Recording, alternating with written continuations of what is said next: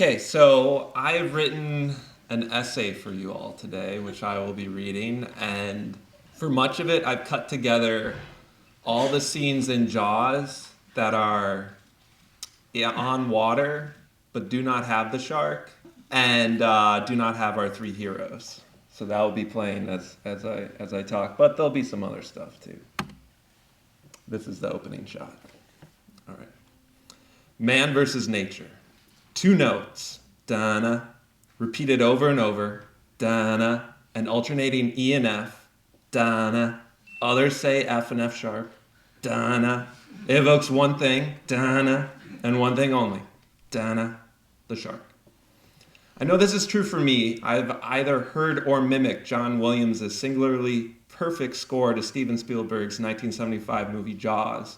For those still wondering, that's what I was trying to do there. Da-na. Hundreds, if not thousands of times. I've seen a shark, gills, fins, marbly eyes, and teeth in all their true life awesome glory, 0 times. Aquariums don't count. And I should say living shark. After all, there is a life-size plaster cast of a hammerhead shark above my bed at home. A fact that probably begs more explanation than I have time for. And I participated in a dissection of a shark, as was mentioned earlier, at the Science Museum in Minnesota as an 8-year-old. It was a museum event, much like this one. After about 15 minutes, the scientist pointed to me and my friend and said, "Do you guys just want to do this with me? But I'm not here to talk about the first time I passed out in public in front of an audience." In fact, that unscientific ratio of thousands of Jaws scores heard to 0 sharks seen is also pretty true for the movie. You don't see the shark in Jaws, gills, fins, marbly eyes, and teeth until about 1 hour, 21 minutes into the film. The music is a kind of stand-in for all the times the shark is there, but just not on screen. It is the art of suspense for your ears. A brief note to the fact checkers, you do see a watery visage of the shark around the 62-minute mark, and then a few fleeting frames of its human chomping head out of water. But you don't see the real McCoy experience the full Jaws experience until, well, let me set the scene.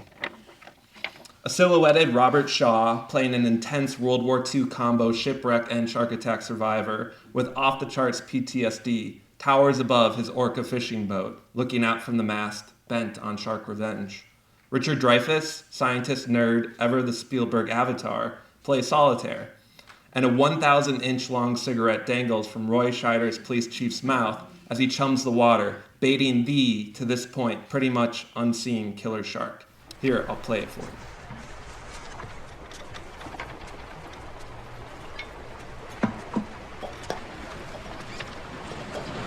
Stop playing with yourself, Hooper.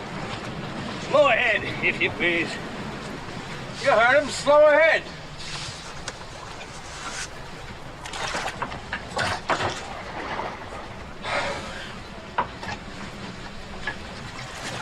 Slow ahead. I can go slow ahead. Come on down and chum some of this shit.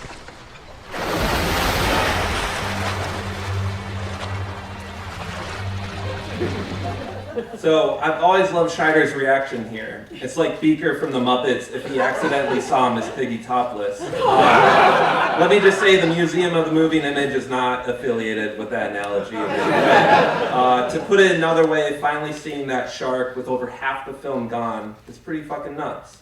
I mean, it is when Scheider says one of the most famous lines in movie history.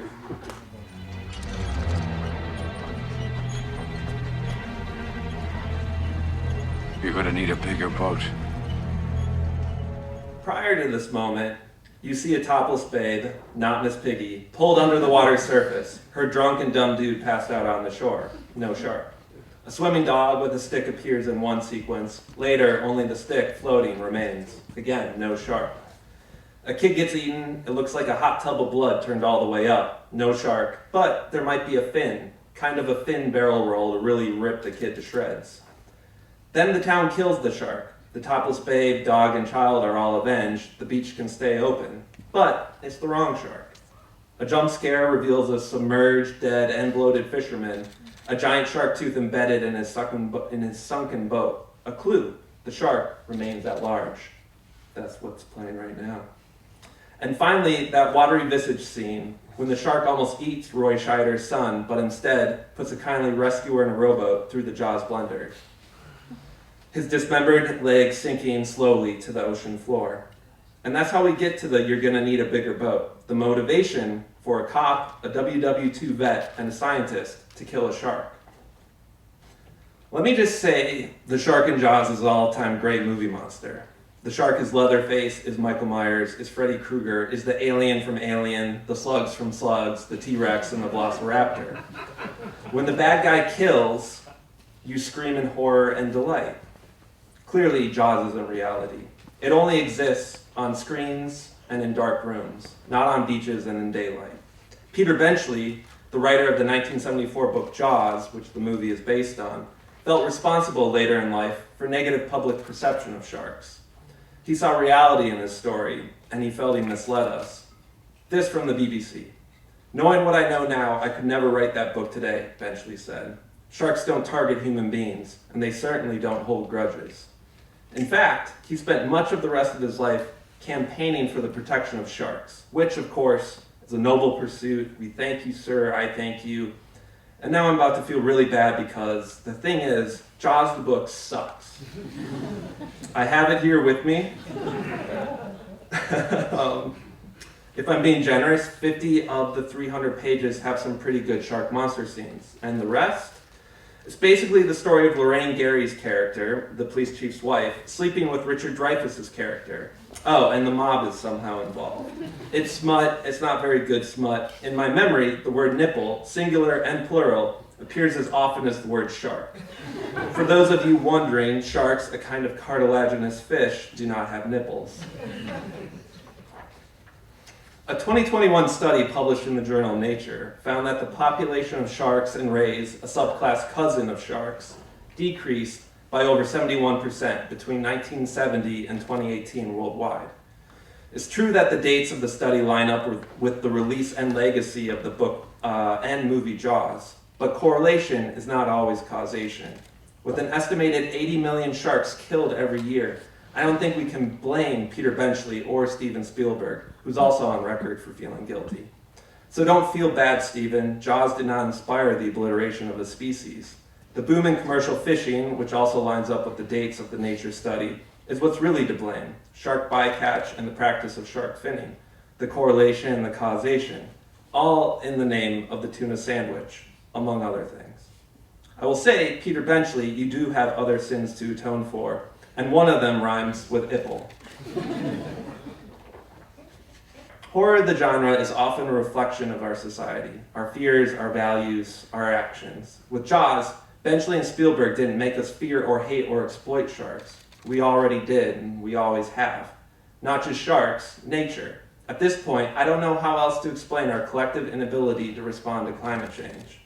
To illustrate what I'm saying, that we've always had it in for sharks, and pretty much anything that isn't called Homo sapien, I present to you a very short film I made for Popular Science magazine in 2018 about the first underwater movie ever made, way back in 1914. It has a surprising through line to the movie Jaws, and that is the story of killing a shark, a real shark.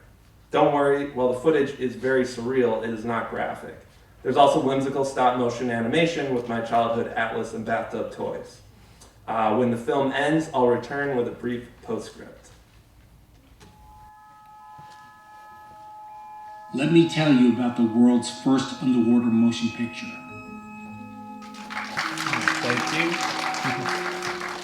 When I think about our human relationship with nature, from terrors of the deep to Jaws to 37% of sharks and rays threatened with extinction this very day, I actually think about Mount Everest. That's what's playing behind me right now, NASA satellite images of the mountain. Rather, I think about the two Mount Everests. The National Geographic Mount Everest, often told as the story of human perseverance, man versus nature, conquering heroes, the view from the top. Then I think of the actual Mount Everest, the $60,000 on the low end to the $120K it costs to climb it, the more than 200 frozen dead bodies that literally line Everest slopes, the thousands of pounds of frozen feces and trash humanity has left behind there. Man versus nature, indeed. I don't mean to ruin the ending here, but the monster has been us the whole time. Nature is the topless babe between our mashing teeth. The correlation, the causation. If only the tuna sandwich didn't taste so good. And yet, the 1987 movie Jaws the Revenge offers the nature lovers among us hope.